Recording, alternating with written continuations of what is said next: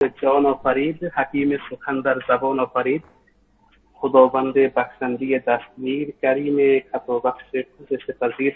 এটা হচ্ছে শেখ সাদি রহমতুল্লাহ আলাইহির একটি কবিতা। এটি দিয়ে শুরু করছি। মহান আল্লাহ তাআলার কে শুকরিয়া যে আমরা আজকে আমাদের একজন ফার্সি শিক্ষার্থী, ফার্সি ভাষার অনুরাগী, ফার্সি ভাষাকে ভালোবাসে, ফার্সি ঐতিহ্যকে ভালোবাসে, তাদেরকে সাথে নিয়ে আমি বক্তব্য, সেই জন্য আমি কৃতজ্ঞতা জ্ঞাপন করছি উমর বুস্তানি ভাইয়ের কাছে যে ভাই ফার্সি ভাষা নিয়ে কাজ করছে, যেটা আমার কাছে খুবই ভালো লাগে।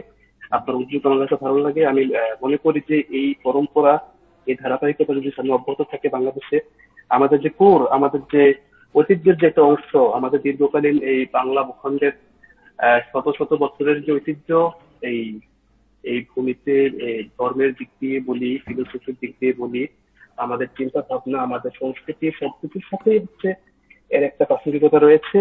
সেই জায়গা থেকে আমাদের যে একটা নতুন করে ফার্সি সাহিত্যকে জানার একটা আগ্রহ দেখছি, এটা খুবই চমৎকার। এবং ওমর মুস্তাফাকে সবচেয়ে ধন্যবাদ।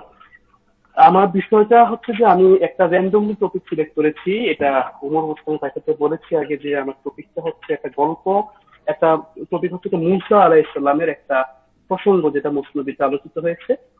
আর এর পূর্বে আমি যদি একটু আপনাদের অনুমতি পাই, তাহলে ভূমিকা থেকে একটু শুরু করতে চাই। আমার মুসনদীর জানাশোনাটা নিয়ে একটু যদি বলি, শুরু থেকে যদি আমাকে অনুসরণ করবো, রুমিকে নিয়ে যদি আমার ধারণাটা বলি, সেটা রুমি আমাদের এখনকার সময়ে একটি খুবই আলোচিত বিষয়।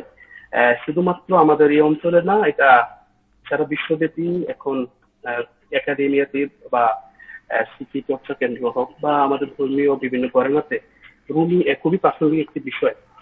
এবং এই রুমিকে প্রাসঙ্গিক হয়ে ওঠা, এটার পিছনে অনেক ইতিহাস রয়েছে, অনেক ব্যাকগ্রাউন্ড রয়েছে, অনেক কনসিকুয়েন্স রয়েছে। তো রুমির পরিচিত আমরা সবাই মনে হয় জানি, সেটা হচ্ছে তিনি 1207 সালে জন্মগ্রহণ করেন। আমার কি এগুলো বড় দরকার আছে? ওর তাই আমাকে একটু ইয়ে করবেন, স্মরণ করিয়ে দিবেন যে এগুলো আপনাদের প্রতি আলোচিত হয়েছে। যদি কিছু হয়ে থাকে আমি এদিকে বেশি যাব না। জি, আমি সেই সম্পর্কে আমাদের প্রথম ক্লাসে কিছুটা ধারণা দিয়ে হয়েছে। মাওলানা রুমি রহমতুল্লাহ এবং মাসনাবী শরীফ সম্পর্কে আমি পিডিএফ আকারে তাদেরকে দিয়েছি এবং সেই সম্পর্কে আমরা কিছুটা আলোচনা করেছি। তারপর আপনি 2-1 মিনিট একটু ধারণা দিয়ে দিলে সেটা অন্যরকম হবে। আপনি একটু চমৎকার চমৎকার। তাহলে আমি শুরু করি এখান থেকে, একটু খোলাসা করে যতটুকু বলা যায়। রুমির পরিচয় আমরা জানি, 1207 সালে তার জন্ম, এবং আমরা সবাই জানবো যে রুমি যে সময়ে আসলে জন্মগ্রহণ করেছেন, পৃথিবীতে এসেছেন, সময়টা আসলে একটা ঐতিহাসিক একটা পালাবদলের সময় ছিল। সময়টা ছিল হচ্ছে মঙ্গলদের আক্রমণের পরে, বা ওই সময়কালীন একটা সময় যখন বৈশ্বিক প্রেক্ষাপট চেঞ্জ হচ্ছে। মুসলিমদের একটা দীর্ঘ সময় তাদের যে একটা বাগদাদ কেন্দ্রিক যে জ্ঞান বিজ্ঞানের একটা শোষণ ছিল, সেই জায়গাতে মুসলমানরা বা মধ্যপ্রাচ্য, বা আমরা যদি বলি আমাদের এই যে সংস্কৃতি, এই ইসলামিক পার্সিয়ান সংস্কৃতি, এর একটা নিম্নমুখী যাত্রা শুরু হয়ে গিয়েছিল মঙ্গলদের আক্রমণের পর থেকে। এবং ফার্সি সাহিত্যে এটা খুব চমৎকার ভাবে আমরা খেয়াল করতে পারি। যদি আমরা ফার্সি সাহিত্যের কাব্যশৈলী গুলো দেখি, আমরা দেখি যে ফার্সি সাহিত্যের শুরুর দিকে কিছু কাব্যশৈলী ছিল, যেমন সাবকে ইরাকি, সাবকে খোরাসানি ছিল, যখন হচ্ছে যে এখানকার মধ্যপ্রাচ্যের বা আমাদের এই আফগানিস্তান, ইরান, এই অঞ্চল থেকে একটা বড় শাসক গোষ্ঠী পৃথিবীব্যাপী একটা রাজত্ব করেছে, মুসলিমদের একটা আব্বাসীয় খিলাফত। তার তৎপরবর্তী ওই সময়টাতে সাবকে খোরাসানি এটা কাব্যশৈলী ছিল।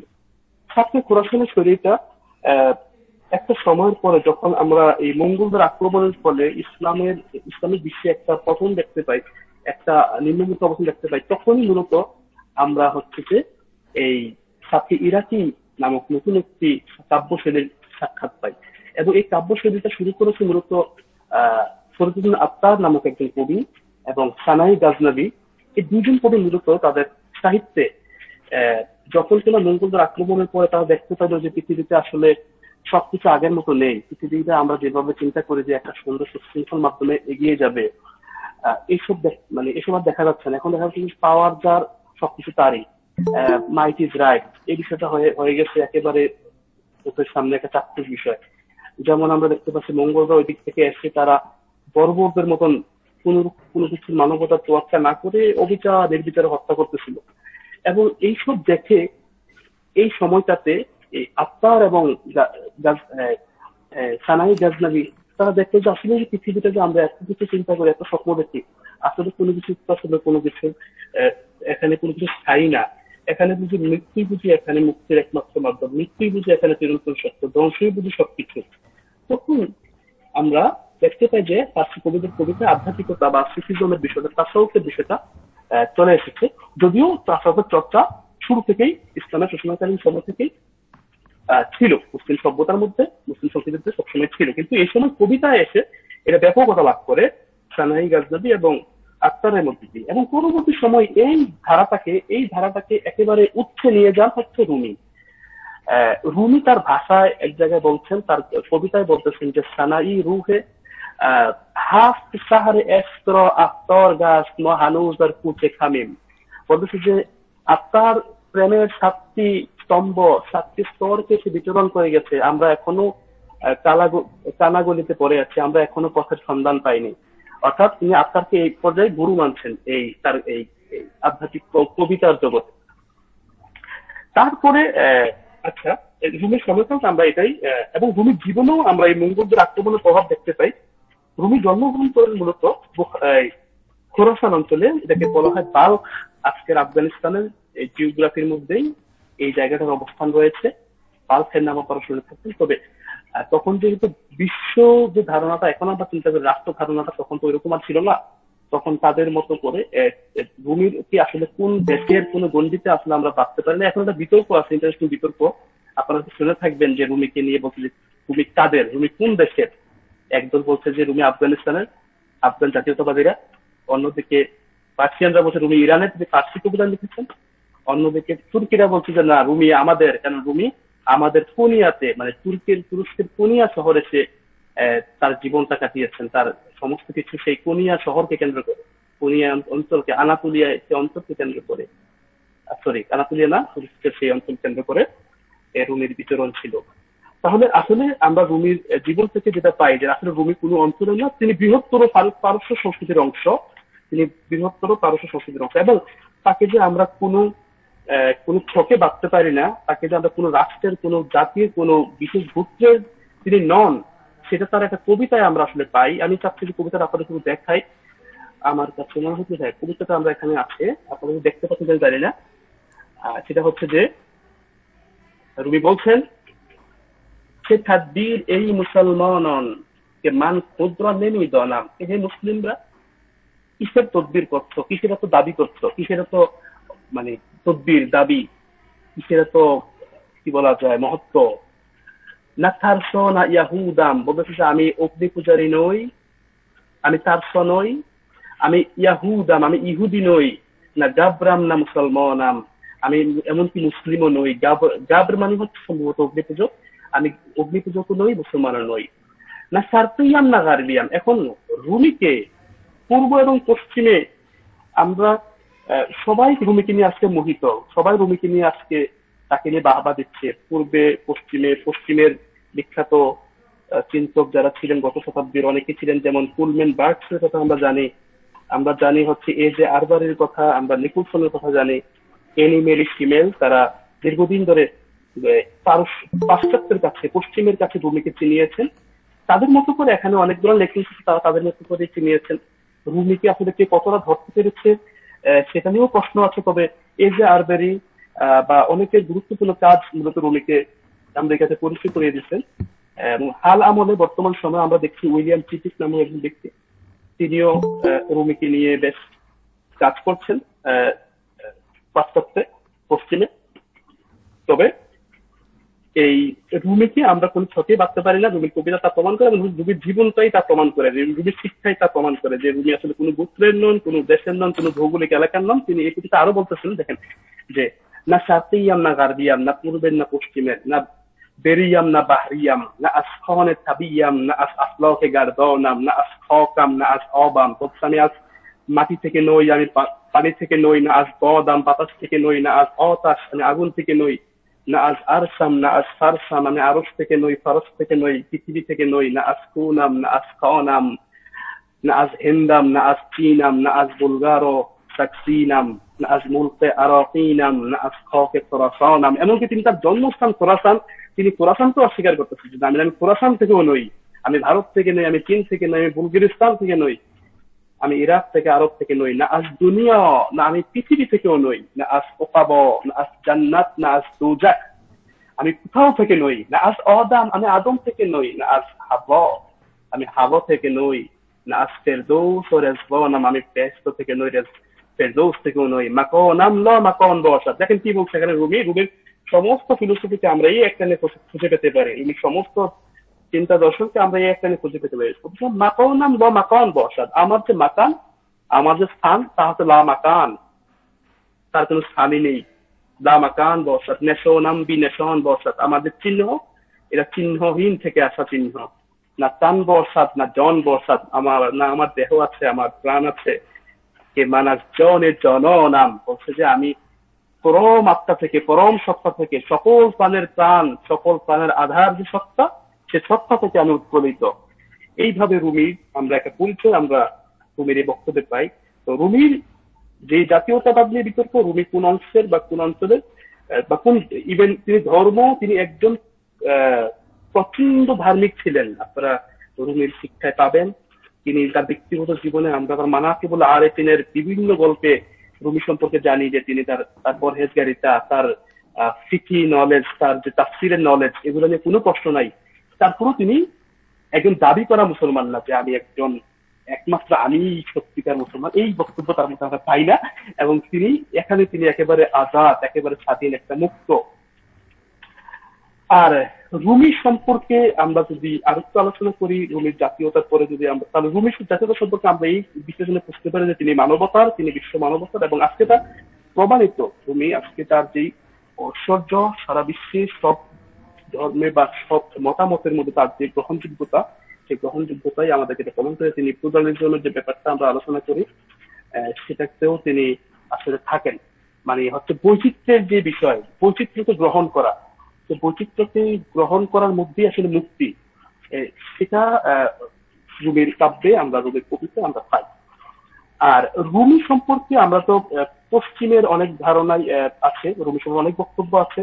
তবে আমি আপনাদের কাছে রুমির সবচেয়ে আরো যে গুরুত্বপূর্ণ শিষ্য, যদিও তিনি রুমির 500 বছর পরে পৃথিবীতে এসেছেন, আরো পরে এসছেন, 800 বছর পরে এসছেন আমাদের এই শতকের মানুষ, আল্লামা ইকবাল। তিনি রুমির একজন শিষ্য ছিলেন। ইকবাল রুমিকে ভাব গুরু হিসেবে মানতেন, পীরে রুমি, রুমিকে তিনি পীর হিসেবে মানতেন। এবং ইকবাল রুমিকে কিভাবে দেখতেন সেটাও মনে হয় আমাদের জেনে রাখা ভালো, কারণ ইকবাল হচ্ছে আমাদের পূর্বের পরে, পাশ্চাত্যের পরে পূর্বের যেই দৃষ্টিভঙ্গি, সে দৃষ্টিভঙ্গির সবচেয়ে শক্তিশালী পুরুষদের মধ্যে একজন, সেটা হচ্ছে আল্লামা ইকবাল। এতে কোনো সন্দেহ নেই, তার অনেক গ্রন্থ রয়েছে, তিনি পূর্বকে নিয়ে ভেবেছেন, তিনি ভারতবর্ষকে নিয়ে ভেবেছেন, তিনি বিশ্ব মুসলিম নিয়ে ভেবেছেন। তো ইকবালের যে ধারণা রুমিকে নিয়ে, সেটাও আমার কাছে মনে হয় আমরা একটু আলোচনা করলে সুবিধা হয়। ইকবাল রুমির কিছু কিছু কবিতাকে তার কিছু প্রশ্নের উত্তর হিসেবে তিনি একটা কবিতা তৈরি করেছেন। সেই কবিতার নাম হচ্ছে পীর রুমি বা মুরিদে হিন্দি। রুমি পীর এবং ভারতীয় মুরিদ, এই শিরোনামে একটা কবিতা আমি এখানে মনে আমি রেখেছি কোথাও, যদি আপনাদের সম্মুখে, হ্যাঁ পেয়েছি। এখানে আসলে আমরা মূলত পাবো ইকবাল এবং রুমির মধ্যে কিছু প্রশ্নের লেনদেন, কিছু জানাশোনা। ইকবাল তার জাগতিক বিভিন্ন প্রশ্নের, তিনি তার যে সমসাময়িক সময়, আমাদের যে ঊনবিংশ, বিংশ এবং একবিংশ শতাব্দীর যে পাশ্চাত্যের জয়গান, এই যে কলোনিয়ালিজমের যে প্রভাব আমাদের আমাদের এই গত 100 বছর ইতিহাসে আমাদের যেভাবে জমিয়ে রেখেছে পাশ্চাত্য শিক্ষা, পাশ্চাত্য সংস্কৃতি, আমরা যেভাবে পাশ্চাত্যকে বিনা প্রশ্নে গ্রহণ করছি, এই মানসিকতাকে প্রশ্ন করেছেন ইকবাল। এবং সেই প্রশ্ন করার ক্ষেত্রে তিনি যে উৎপত্তি খুঁজেছেন, সে উৎপত্তি খুঁজেছেন রুমি থেকে, রুমির কবিতা থেকে তিনি খুঁজে সে উত্তরটাকে তিনি সাজিয়েছেন তার কবিতায়। যেমন ইকবাল প্রশ্ন করছেন এভাবে, চেশমে বিনা সে হি জারি জুয়ে খুন, এলমে হাজির সে হি দিন জারো জাবুন। বলছে যে চেশমে বিনা সে হি জারি জুয়ে খুন, এই আমার যে চেশমে বিনা, এই দৃশ্যমান, এই দৃষ্টিকে আমি চোখ, এই যে চোখ, এই চোখের থেকে খুন বয়ে যায়, রক্ত বয়ে যায়। ইকবাল তার চোখকে বলতেছে এমন একটা চোখ, যে চোখ উন্মুখ, যে চোখ খুঁজতে চায়, যে চোখ অনন্তের রহস্যের আধার ভেদ করতে চায়, সেই বলতেছে যে আমার এই চোখ দিয়ে আসলে ফিনকি দিয়ে রক্ত ঝরে পড়ছে, এবং তিনি বলছেন এলমে হাজের সে হি দিন জারো যাব। তিনি যে দেখতে পাচ্ছেন যে এখনকার এই শতাব্দীর মানুষরা এই যে জ্ঞান, এই যে জ্ঞান নিয়ে তারা পাশ্চাত্য জ্ঞান বা যে শক্তিশালী, যে আমাদের উপর শক্তিমান হয়ে বসে আছে যে জ্ঞানের যে সিলসিলা, তিনি সেটাকে বলছেন যে এই জ্ঞান থেকে আমাদের দিন জারো যাবুন ক্ষতিগ্রস্ত। আমাদের যে সুপ্রাচীন ঐতিহ্য, আমাদের যে যে সৌর্যের অধিকারী যে ইতিহাস, সেটা আস্তে আস্তে ক্ষতিগ্রস্ত। তারপর আমরা দেখছি কি রুমি এটার উত্তর দিচ্ছে এইভাবে, রুমি উত্তর দিচ্ছে কিভাবে, এনম্র বার তান জানি মরে বুয়াত। তুমি যদি জ্ঞানকে যদি তুমি শরীরে আঘাত করো তাহলে তার সর্প হয়ে কামড় তো দিবে। এলম্র বার দেল জানি, যদি জ্ঞানকে হৃদয়ে ঢালো ইয়রি বুয়াত, তাহলে সে তোমায় বন্ধু হয়ে সঙ্গ দিবে। ইকবালকে রুমি বলতেছে যে এই যে জ্ঞানের যে এই এখন যে একাডেমিয়ার যে প্রভাব, সেটা হচ্ছে মূলত এই বিশ্বগত বা বাহ্যিক জ্ঞানের যে একটা চাকচিক্যময়, যেখানে মানবতা নেই, যেখানে মানুষের প্রতি ইনসাফ নেই, যেখানে অ্যাটম বোমা শিক্ষা দেওয়া হয় কিন্তু অ্যাটম বোমা মানবতার জন্য ক্ষতিকর এটা ভাবা হয় না, যে জ্ঞানের মধ্যে ধ্বংসকারী কামান তৈরি করা হয়, যে জ্ঞানের মধ্যে পরমাণু তৈরি করা হয়, এটা আসলে জ্ঞান না। এই জ্ঞান আসলে ক্ষতিই তো করবে, স্বার্থ হয়তো তোমাকে ছবল দিবে। যদি তুমি এলবার বেল জানি, যদি হৃদয়ে জ্ঞানকে ধারণ করো, তিনি ইঙ্গিত করছেন আমাদের ঐতিহ্য, আমাদের যে জ্ঞান, আমাদের যে ইসলামী সভ্যতার যে জ্ঞান, সেই জ্ঞানকে স্মরণ করছেন যে এটা হৃদয়ে ধারণ করলে বন্ধু হয়ে সঙ্গ দিবে। তারপরে আমরা দেখতে পাচ্ছি ইকবাল রুমিকে আরো প্রশ্ন করছেন, এই ইমামে আশেকানে দার্দমান্দ, হে সমস্ত ব্যতীত প্রেমিকের ইমাম। মানে দেখেন কি চমৎকার বিষয়, আমরা রুমিকে কি কবি বলবো নাকি রুমিকে আমরা কি বলবো? ইকবাল এখানে রুমিকে বলতেছেন ইমাম হিসাবে, নেতা হিসাবে বলছেন যে এই ইমামে আশেকানে দার্দমান, এই সমস্ত প্রেমিকদের নেতা, ইয়াদ হে মুঝকো তেরা হার সে বুলান্দ, আমার মনে আছে তোমার সে সুউচ্চ কথা, সেই গভীর বাণী, খুস্ক মগজ খুস্ক তারো খুস্ক পোস্ট আজকু জমি আয়াত ইন আওয়াজে দোস্ত। বলতেছে যে এই যে মানবের যে শরীর, এটা একটু ফিলোসফিক্যাল হয়ে একটু আধ্যাত্মিক হয়ে গেছে এই লাইনটা। বলতেছে যে মানুষের যে শুষ্ক মস্তিষ্ক, এই যে খুস্ক তার খুস্ক পোস্ট, এই যে শুষ্ক দেহের মানুষ, এই যে একটা বিচ্ছিন্ন মানুষ, এই মানুষের কাছে আজ সুজমি অয়াদিন অবাজে দোষ, এই যে ঐশ্বরিক বাণী কোথেকে আসে? এই যে শাশ্বত পুরুষরা আছেন, এই শাশ্বত পুরুষদের কাছে এই ঐশ্বরিক বাণী। আপনি তো বললেন যে আসলে পাশ্চাত্যের জ্ঞান ক্ষতিকর, আপনি তো বললেন যে পাশ্চাত্যের জ্ঞান ক্ষতিকর বলতে এই অর্থে যে দুনিয়াবি জাগতিক ঐশ্বর্যের যে জ্ঞান, সেটা তো বাদ দিলাম, তাহলে আপনি বলেন যে মানুষের কাছে তাহলে কোথেকে আসবে? আমাদের সায়েন্স তো বলছেন না, মানুষ তো বিচ্ছিন্ন, মানুষ তো বিক্ষিপ্ত, তারপর এই অবাধ দোষ বা বন্ধুর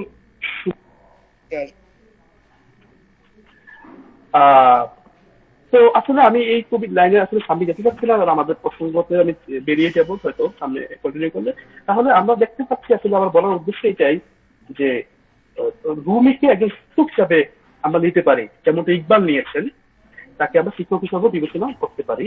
তার শিক্ষাগুলো সম্পর্কে আমরা কবে জানবো, আমরা যখন মসজিদ আরো বেশি করে পড়বো, তখন তার শিক্ষার যে ধরন বা তার শিক্ষার যে মূল উপাদানগুলো, সেগুলো সম্বন্ধে আমরা সামনে অবশ্যই অবগত হব।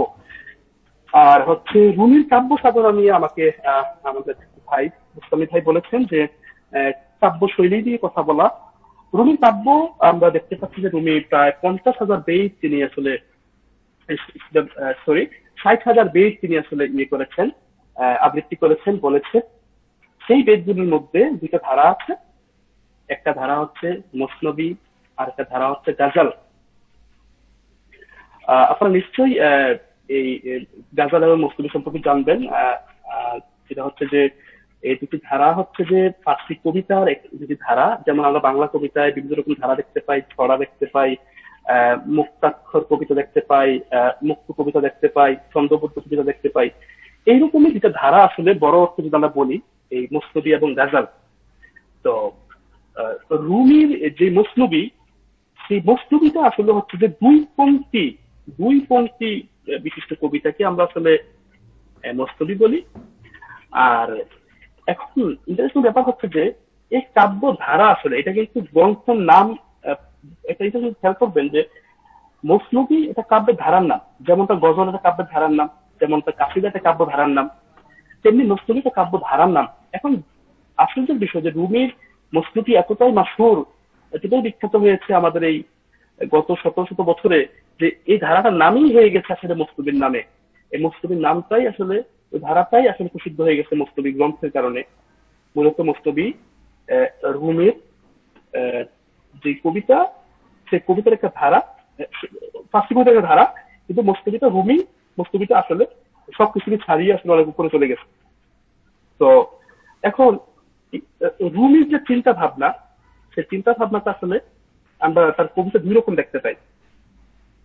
আমরা যখন তার মসনবী পড়ব তখন দেখবো যে রুমি এখানে একজন শিক্ষক, এখানে তিনি একজন বিবেচক, এখানে তিনি একজন বলতে পারে যে জ্ঞানী, প্রজ্ঞাবান।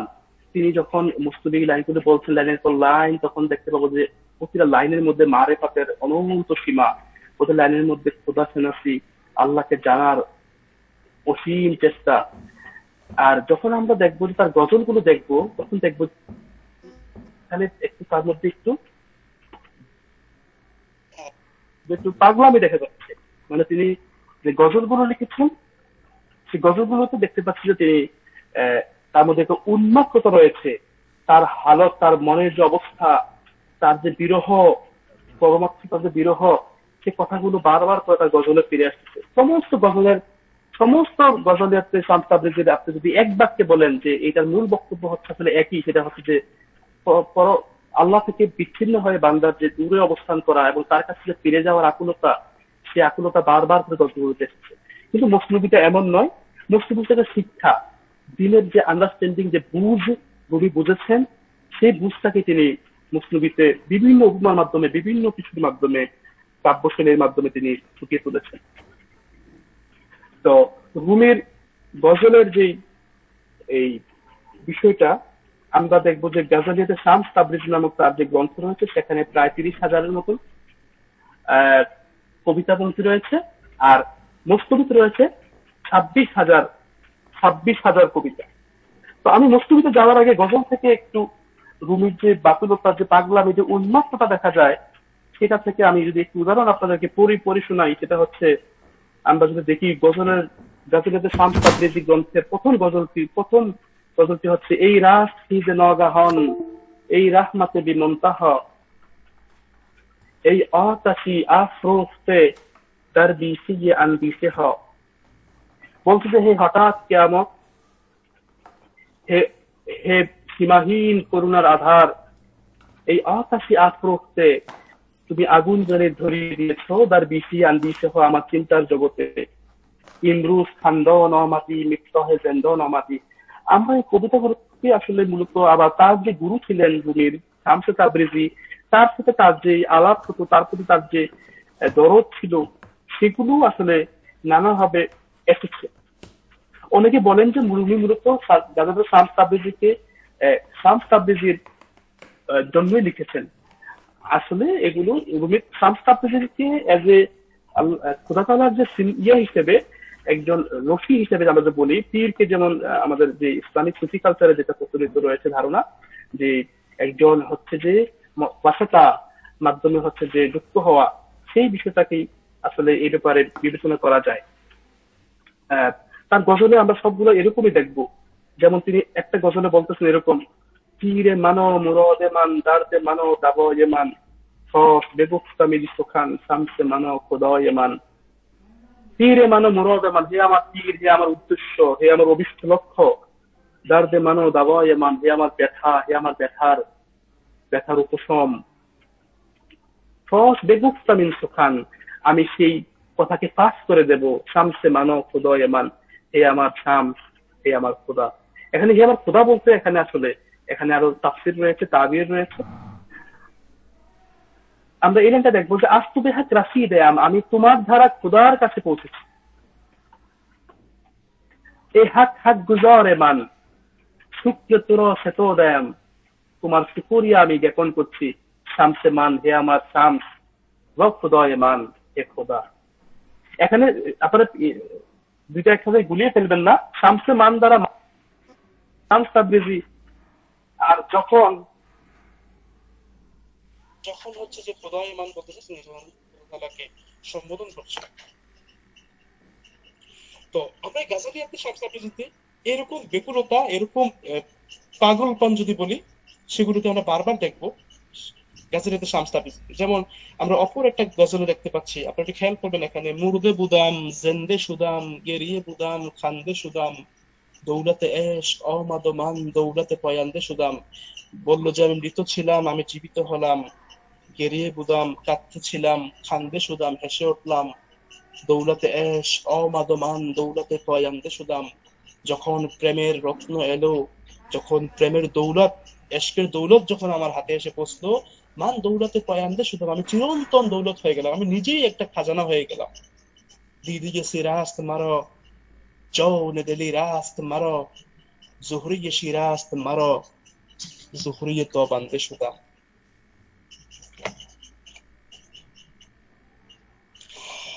এইভাবে হচ্ছে যে আমরা গাজালিয়াতে শামস তাবরিজির যদি দেখি, আসলে এখানে মূলত রুমির যে তার তার যে প্রেমের প্রতি, প্রেমের তার যে নিজস্ব হালত, তার নিজস্ব যে আত্মিক অবস্থা, সেটাকে তিনি বারবার করে বিভিন্ন উপমায় বর্ণনা করেন। তো এই ব্যাপারে আসলে আমরা খুব বেশি ব্যাখ্যা করতে পারি না, কারণ এটা হচ্ছে গাজল, আর গজলটা হচ্ছে এরকমই মানবের একেবারে ভিতরের কথা, সেগুলোকে নানা ভাবে নানা ভাষায় ফুটে আসে, সেটাই আমরা গজলেতে সংশোধন দেখতে পাই। কিন্তু মসনবীটা যদি বলি, না, মসনবী এরকম কিছু না। মসনবী হচ্ছে একটা আকর গ্রন্থ, যে গ্রন্থটি সুবিবেচনায় লেখা, সুবিবেচনায় করা। তিনি নিশ্চয়ই লিখেননি গ্রন্থটি লেখার, এই গ্রন্থটির যে প্রেক্ষাপট যদি আমরা বলি, সেই প্রেক্ষাপটটা হচ্ছে তিনি, আমরা বলেছি 1207 সালে রুমির জন্ম, 1249 সালে তিনি এই মসনবী লিখতে শুরু করেন। আসলে তিনি লিখেননি, তিনি প্রতিদিন তার যেই সভা, তার যে ছাত্র, তার যে মুরিদ, সেই মুরিদদের মাঝখানে তিনি বসতেন এবং তিনি সেখানে বসে বসে বলতে থাকতেন, এক একটা টপিক ধরে ধরে তিনি আলোচনা করতে থাকতেন। এবং সেটা হচ্ছে যে প্রতিটা বক্তব্যের একটা লক্ষ্য ছিল, একটা উদ্দেশ্য ছিল। মসনবীর প্রতিটা বয়ানে আমরা তা পাবো, প্রতিটার একটা সারমর্ম আছে, একটা উদ্দেশ্য আছে, কিন্তু গজলে আমরা সেটা পাচ্ছি না। এখন মসনবী লিখতে গিয়ে রুমি যখন বলতেন, তখন লিখতেন তো তার একজন খুবই কাছের শিষ্য, তিনি হচ্ছেন হিসামউদ্দিন চালাবি। হিসামউদ্দিন চালাবি মূলত এই মসনবীকে অনেকটাই লিখেছেন। পরে সম্ভবত আরেকজন একটা উমদাতার একটা অংশ, একটা বৃহৎ একটা অংশ রচনা করার পরে অন্য একজন বাকিটাকে সম্পন্ন করেন এই মসনবী লেখার। এটা হচ্ছে মোটামুটি প্রেক্ষাপট যদি বলি, তো প্রায় 16 বছর সময়কাল রুমির তার যে শিষ্যদের সাথে তার যে ওঠা বসা, তাদের সাথে তাদের যে জ্ঞানগর্ভ আলোচনা, সেই আলোচনার ভিতর থেকেই মসনবী রচিত হয়েছে। এখন মসনবী সম্পর্কে রুমি একটা দাবি করেন, সে দাবিটা আমরা মুকাদ্দামায়ে মসনবীতে পাবো, মসনবীর একেবারে ভূমিকাতে পাবো, যে হাজা উসুলু উসুলু উসুলুদ্দিন। তিনি 3বার বলছেন যে এটি হচ্ছে, তিনি দেখেন কিরকম দাবি করছে, হাজা উসুলু উসুলু উসুলুদ্দিন, এটা হচ্ছে দিনের উসুল, দিনের প্রিন্সিপাল। এটা বড় সড় দাবি, কিন্তু এটা ছোট দাবি না। তিনি তার কাব্যগ্রন্থ সম্মত এরকম দাবি করতেছে, আশ্চর্যের ব্যাপার। কবিতা নিয়ে কি দাবি করা যায় নাকি? এটা যে কেউ শুনলে, তার মানে রুমি একথা কেন বলছেন? কারণ রুমি এটা বলছেন এই জন্য, তাকে বলা হয় পায়ম্বার এশক, প্রেমের বার্তাবাহক, মেসেঞ্জার অফ লাভ। তিনি কিন্তু ওইরকম মেসেজ দাবি করতেছে না, তিনি বলছেন যে প্রেমের বার্তাবাহক। তিনি নিশ্চয়ই এটা শুহুদ থেকে বলছেন না, নবীদের কাছে বাহি হয়। রুমি বলছে ইমাজিনেশন থেকে, একজন কবির যে দগ্ধ হৃদয়, সেখান থেকে তিনি মূলত আলোচনা করছেন। তারপরেও তিনি তার কাব্যগ্রন্থ সম্বন্ধে এতটাই কনফিডেন্ট যে তিনি তার যে নিষ্কলুষ মন থেকে তিনি এটা বলেছেন, তাই তিনি এটাকে পরে বলেছেন যে উসুলুদ্দিন। ইন্টারেস্টিং ব্যাপার হয়তো আপনারা শুনবেন, সেটা হচ্ছে যে এটা তখনও আলোচনা ছিল, রুমির সময়কালে এখানে আলোচনা ছিল, বিরোধিতাও ছিল। আলোচনাটা হচ্ছে যে মাসনাবিয়ে মা'নাবিয়ে মৌলাবি হাস্ত কোরআন দার জাবানে পাহলাবি, যে রুমির যে মাসনাবিয়ে মা'নাবিয়ে মৌলাবি, রুমির যে এই যে মারেফ, এই যে আকর গ্রন্থ মসনবী, সেই গ্রন্থটা আসলে ফার্সি ভাষার কোরআন, এটাকে রুমি নিজে বলেন নাই। এটা সম্পর্কে তৎকালীন সময়ে আমরা তার কিছুকাল পরে একজন কবির জন্ম হয়েছে, আপনার যাদের আব্দুর রহমান জামি, তাকে বলা হয় আশিক রাসূল বলা হয়, তিনি নাতে রাসূল লিখেছেন অসংখ্য। আব্দুর রহমান জামি এই বক্তব্য ছিল এরকম, মাসনা দিয়ে মানা দিয়ে মৌলাবি আস্ত কোরআন তার জাবলে পাহাড়ি। এই দাবির সপক্ষে রুমি মসনবী সম্পর্কে রুমি হয়তো এক জায়গায় এরকম বলেছেন যে মহজে কোরআন মাগজরবার 10 দিন, আমরা কোরআন থেকে তার সারসত্তা কি আমরা নিয়ে নিয়েছি, উস্তুখন র বাহরে সাগাওয়ান 10 দিন, আর কুকুরদের জন্য আমরা তার হাড়গুলোকে ছেড়ে দিয়েছি। তিনি কি বলছেন যে কোরআনের যে মারেফাত, কোরআনের যে নিগুড় তত্ত্ব, যে এজোটেরিক নলেজ, সেটাকে আমরা নিয়ে নিয়েছি, এবং বাকিরা যারা তর্ক করছে, যারা বিতর্ক নিয়ে মারামারি করছে, তাদের জন্য আমরা বাকি ইয়েগুলো ফেলে দিয়েছি। তো এই বক্তব্য দিয়ে আসলে রুমির এই বক্তব্যটা পাওয়া যায় মুসলিমের একটা জায়গায়, এই কথাটা আছে। রুমিকে তার এই মুসলিমকে উসুলুদ্দিন বলছেন, এই বলার পিছনে আসলে আমাদেরকে দেখতে হবে রুমি আসলে দিনকে কিভাবে দেখছেন, তাহলে আমাদের বিষয়টা ক্লিয়ার হবে। রুমি মূলত দিনকে দেখছেন এশক হিসাবে, প্রেম হিসাবে দেখছেন। আমরা সচরাচর যে বিষয়টা আমাদের দেখি যে তাকওয়া যে বিষয়টা, এটার মধ্যে একটা ফিয়ার অফ গড রয়েছে, ভয় থেকে আসলে আরাধনা করা, এই বিষয়টা রয়েছে। রুমি বলছেন যে না, ভয় থেকে তো আরাধনা কেন করব, আমি প্রেম থেকে করব। আমি তো প্রেমিক, আমি তো প্রেমের মাধ্যমে তাকে খুঁজে পাবো। প্রেমই তো আমার একমাত্র বাহন, যে বাহনের মাধ্যমে আমি স্রষ্টাকে পাবো, খোদা তাআলাকে পাবো। তাহলে বোঝা যায় যে রুমির যে প্রেমের দৃষ্টিভঙ্গি থেকে দিনকে দেখছেন, সে হিসেবে তার কথাটা যৌক্তিকতা হয়তো আছে। সেটা হচ্ছে যে হাজা উসুলুদ্দিন, তিনি হয়তো সেই প্রেমের আঙ্গিক থেকেই বলেছেন। আর আমরা আসলে আমরা মূল আলোচনা চলে যাব। সে আলোচনার আগে আমার কাছে মনে হয় যে আমরা এই রুবির একটা বিখ্যাত লাইন দিয়ে যদি শুরু করি, মুসলিমি থেকে যারা, এটা আমার কথা না, এটা আব্দুল কারিম সুরুশ, আপনারা একটু খোঁজাখুঁজি বলে দেখবেন। তিনি হচ্ছেন একজন বিশিষ্ট রুবি বিশেষজ্ঞ। তিনি এখন আমেরিকাতে আছেন, ইরানের একজন বিখ্যাত স্কলার, 100 জন বিশ্বের ইনফ্লুয়েন্সিয়াল থিঙ্কারের মধ্যে, চিন্তাবিদের মধ্যে উনি একজন, আব্দুল কারিম সুরুশ। সুরুশ বলছেন যে আমি আমার জীবনভর রুমের সাথে কাটিয়েছি।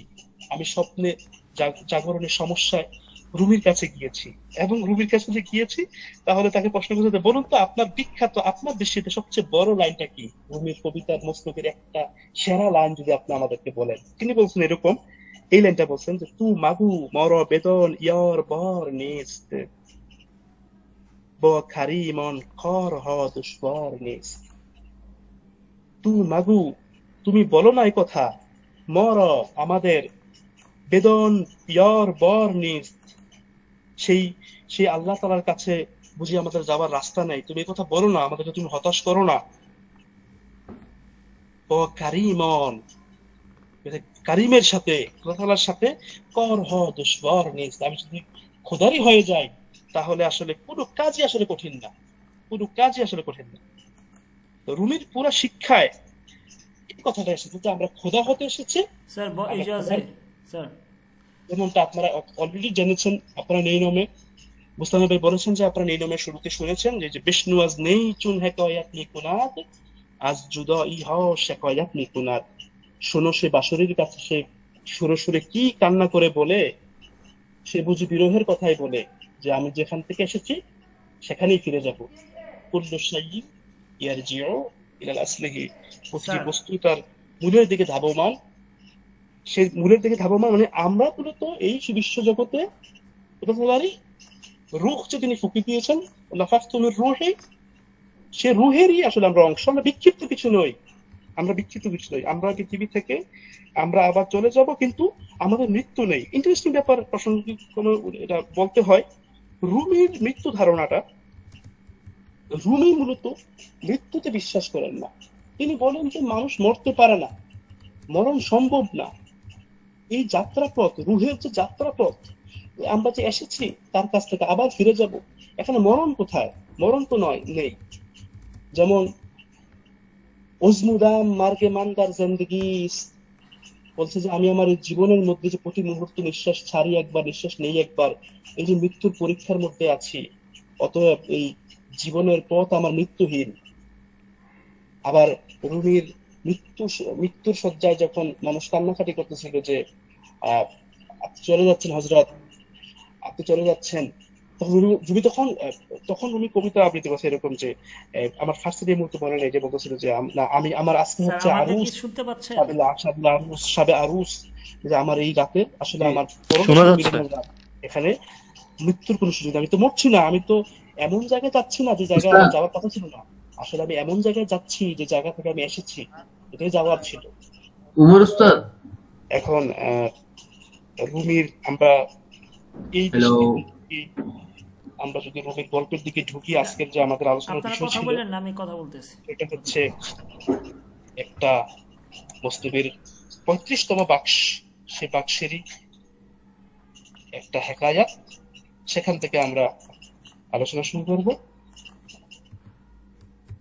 আলোচনা যাওয়ার আগে আমি একটু ভূমিকা স্বরূপ বলতে চাই যে আল্লাহ তাআলাকে অনেকে অনেক রকম ভাবে দেখে, পরম সত্তাকে অনেকে অনেক রকম ভাবে দেখে। এই যে দেখা, প্রত্যেকের সাথে দেখার যে অধিকার, রুবি বলে যে এই অধিকার প্রত্যেকেরই রয়েছে।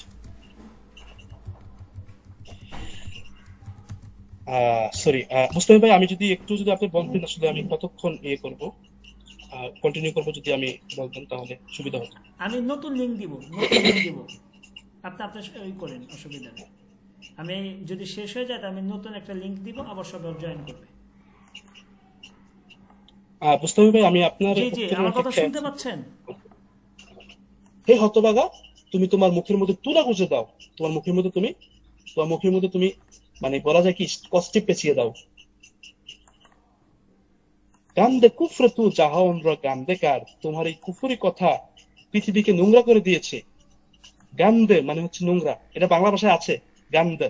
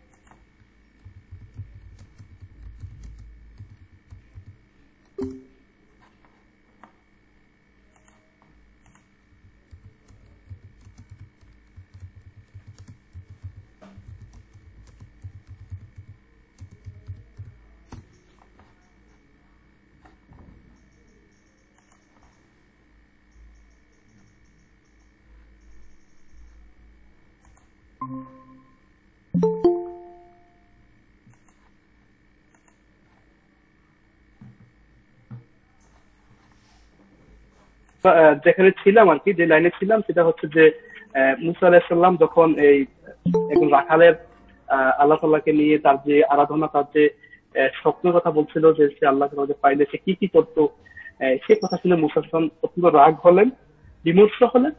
সে বিমর্ষ হওয়ার পরে তিনি তাকে উত্তর দিচ্ছেন এইভাবে যে ইনচে জজাস ইনচে কুফর ফসার, এটা কেমন বেহুদা কথা তুমি বলেছ, কেমন কুফুরি কথা তুমি বলেছ।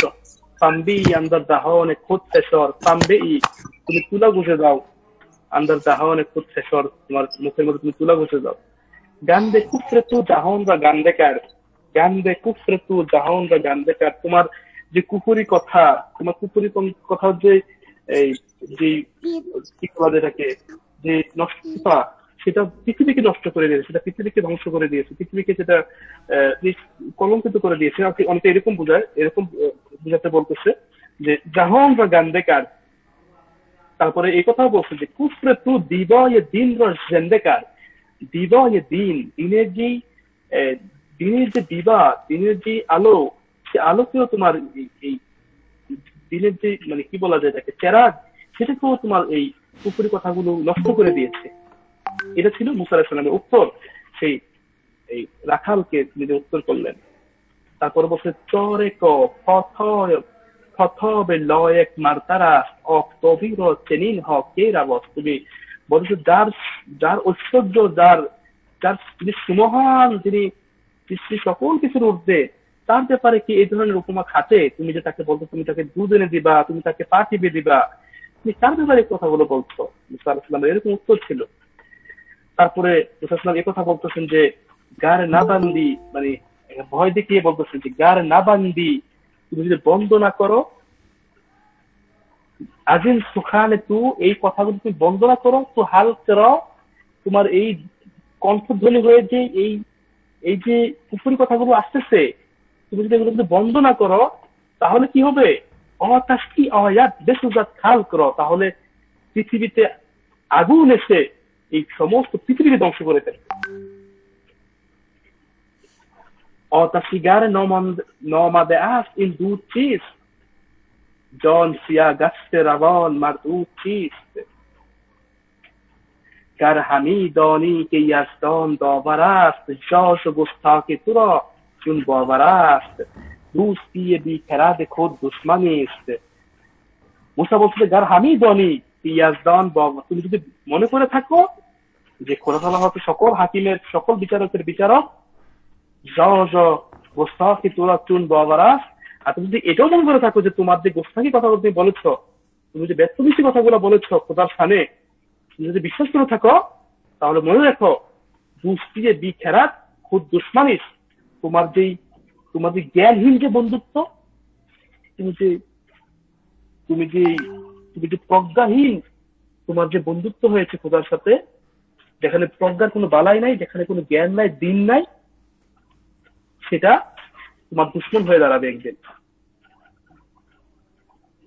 তো এই ছিল মোটামুটি মুসার বক্তব্য। তারপর তিনি আরো এরকম বলতেছেন যে শির উ নুসাদকে যার নাসু দুধ তো সে পান করে, যার হচ্ছে আকৃতি রয়েছে, যার হচ্ছে শরীরের আকৃতি রয়েছে, চরে কুপুষি, চরে কুপুষে তুমি জুতা পরাই দিবা, সে জুতো তো ওই ব্যক্তি পরে যার জন্য জুতার প্রয়োজন আছে।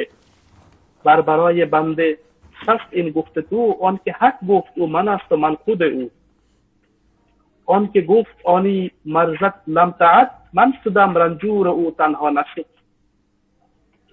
অনকে বি ইয়াসমা ও বি ইয়াকসার সুদাস তার হাককে অন বান্দে ইলহাম কি খুদেস বি আদাব গুফতান সুখান ব খসতে হাত দেল দেনি রনাত সিয়াদরাত লারাক dar tu mardi robe khoni fatime dar se এক জেলসান মার্দ জন হামে।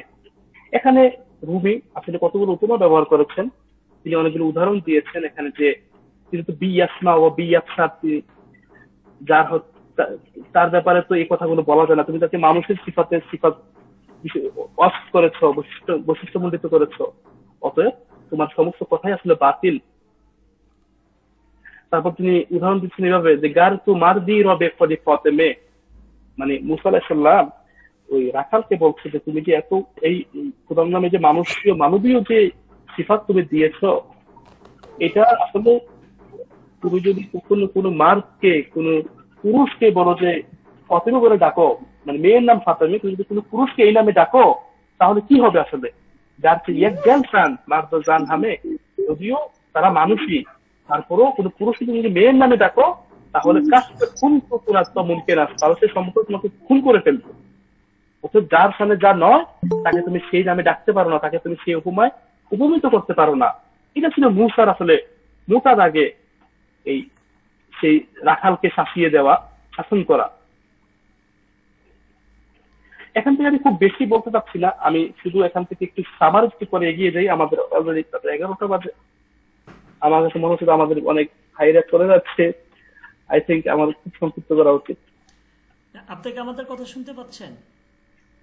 জি জি, এখন শুনতে পাচ্ছি। জি, শুনতে পাচ্ছি। জি, এখানে আমি যদি একটু বলি, এখানে শেষ করে দিচ্ছি যে মুসা আলাইহিস সালামকে উপমা এখানে রুমি এনেছেন এই জন্য যে মুতাকাল্লিমিন তখন যে গোষ্ঠীটা ছিল, তাদের যে খোদা তাআলাকে প্রেম বহির্ভূত যে আসলে সম্পর্ক, খোদা তাআলাকে পাওয়া, সেটাকে আসলে অগ্রাহ্য করেই মূলত রুমি এই গল্প অবতারণা করেছেন। এবং এখানে আমরা আরো দেখতে পাচ্ছি, যদি আমি একটু সময় পাইতাম তাহলে এটা দেখাতে পারতাম যে পরে যখন মুসা আলাইহিস সালাম যখন এই কথা শাসন করে চলে যায়, তখন খোদার কাছ থেকে মুসার কাছে ওহী আসে, বাহি অমাত সুইজে মুসা আস খোদা, মুসার কাছে আল্লাহর পক্ষ থেকে ওহী আসলো, বান্দে মোর আজ যে মো কার দিয়ে জুদা, তাকে বললো যে তুমি আমার বান্দাকে আমার থেকে কেন তুমি জুদা করে দিয়েছো, কেন তুমি পৃথক করে দিয়েছো, তু বাড়াইয়ে বাস কাটাল অমাদি, তোমাকে তো আমি পয়গম্বর হিসেবে পাঠিয়েছি যুক্ত করে দেওয়ার জন্য, তো ইহ বাড়াইয়ে ফাঁস কাটাল অমাদি, তাহলে তুমি কেন মানুষকে পৃথক করার জন্য আসলে?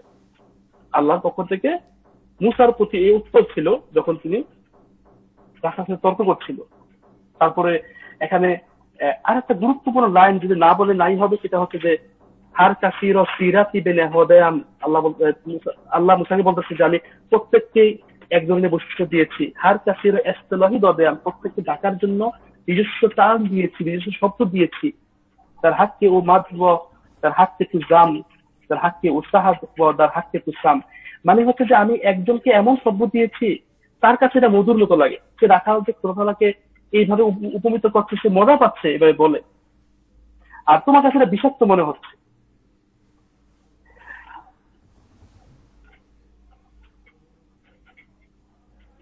Henduandro estelohe hendadam, hendemad, sendiandro estelohe sendmad, man nagardam pokas tasbiheshon, pokham ishon sabantu darteshon। এই লাইনটাকে দেখবেন, মজাবন্ত নানে গারিম, আমরা মানুষের ভাষা দেখি না, আল্লাহ বলতেছে মুসাকে, মুসা তুমি যে এই কথার জন্য তুমি রাখালকে এত কথা বলবে, মজাবন্ত নানা গারিম, আমি ভাষা দেখি না, আমি কথা দেখি না, রাবন্দ্র বেনাগারিম হল, আমি তার মনের অবস্থান দেখি। এই ছিল মোটামুটি আমাদের এই গল্পের এই হেকায়াতের আসলে মূল কথা আর কি, যে নামেই ডাকি ভালোবাসা, প্রেম, এখানে প্রেমের হচ্ছে যে প্রশস্তি দেওয়া হয়েছে। ওকে স্যার, তাহলে কি অনুমতি দিলে আমাদের এক ভাই, জি জি মহসিন ভাই কি আছেন? জি উস্তাদ, জি আছি। প্রশ্নটা করেন। জি স্যার, ওই তাসাউফ সম্বন্ধে একটু মানে শুরু করছিলেন, একটু বলবেন কি অল্প কথায়? আর হচ্ছে যে মানে মানে মাসনবীর যে কথা বা এই যে মানে মুসার ভাইয়ের যে কথাটা বললেন আর কি, যে এগুলোর সাথে যে আমরা যে ইসলামী যে জীবনধারা বা এটার সাথে কি মানে কথাগুলো কি সাংঘর্ষিক, মানে শরীয়তের বা কি বিষয়টা যদি জানা নেয় আর কি, এটা অন্য কোনো সেন্সে আমি বলি নাই, মানে বুঝার জন্য আর কি। আমার দৃষ্টিতে সাংঘর্ষিক মনে হয় না, কারণ আমরা ইসলামিক থটের মধ্যে আমরা অনেক ধরনের চিন্তা ভাবনার প্রভাব দেখতে পাই। আমরা জানি যে রুমি 30 জনের আশা এর চিন্তাধারা অধিকারী, তার সময়কার আরেকটা ফিলোসফিক গ্রুপ ছিল, সেটা হচ্ছে মুতাজিলা সম্প্রদায়, এবং এটা একটা দ্বন্দ্ব ছিল। দ্বন্দ্ব হচ্ছে খোদা জাত এবং সিফাত, মানে এই সম্বন্ধে কিছু তর্ক ছিল, বিতর্ক ছিল। তো আমরা দেখতে পাই যে এই বিষয়গুলোকে, দিনের যে বিষয়গুলো, কাঠামোগুলোকে আসলে যারা যখন ক্ষমতায় থাকে, যখন তাদের সময়, তারা তাদের মতো করে এক ধরনের উপস্থাপনা করে। তো রুমি এবং ইলমে তাসাউফের যে বিষয়টাকে আসলে বারবার গুরুত্ব দেওয়া হয়, সেটা হচ্ছে যে আসলে আল্লাহকে জানার জন্য প্রেমের কোনো বিকল্প নেই, সেটাই আসলে বলা হয়েছে। তো আমার কাছে সাংঘর্ষিক মনে হয় না। আশা করি আমরা রুমির আরো অনেক কিছু করতে পারলে আমরা জানতে পারবো যে রুমি আসলে একজন দিনদার ছিল, এবং দিনের দিক থেকে তিনি তার সমকালীন অনেক মাহের ছিলেন, তার সময়কালের দিনই পরিবেশে তার অনেক গুরুত্ব ছিল, সে জায়গায় কোনো সন্দেহ নেই। তিনি সেখান থেকে এসে তিনি বর্তমানে যারা আমরা তো মানে সাধারণ শিক্ষার্থী, মানে ইসলামিক নলেজ মানে ভেরি পুর, মানে যারা ইসলামিক স্কলার, তারা কি এই রুমির যে বিষয়টা মানে এটা কি মানে অ্যাপ্রুভ করে কিনা আর কি? এইটার ব্যাপারে হচ্ছে যে আসলে আমরা তো অনেক ধারায় দেখি, আসলে ধর্মীয় যে ধারায় আমরা অনেকগুলো গ্রুপ তো আমাদের জানেন, এক এক গ্রুপের হচ্ছে যে সবারই ছিল। আমরা ভারতবর্ষের প্রাচীনকাল থেকে দেখেন, আপনি 200 বছর আগ থেকে যদি দেখেন, প্রায় সমস্ত ওলামারা রুমি থেকে পরিচয় নিয়েছেন, তাদের বইয়ে রুমির কথা বলেছেন, তারা দিনই ব্যাখ্যায় রুমি থেকে নিয়েছেন। আমার কাছে এখনো পর্যন্ত কোনো ধারাই আসলে রুমিকে আসলে বিতর্কিত করেনি দিনই জায়গা থেকে, আমার যতটুকু ধারণা আছে। রুমি থেকে সবাই নিয়েছে। আমরা দেখি যে আমাদের আল্লামা ইকবালের মতো এত বড় মানের একজন মুসলিম ব্যক্তিত্ব ছিল আমাদের উপমহাদেশে, তিনিও দেখেন রুমিকে একেবারে শিক্ষক হিসেবে নিয়েছেন। এবং আশরাফ আলী থানভী রহমতুল্লাহ আলাইহি ভারতবর্ষের অনেক বড় একজন মনীষী ছিলেন।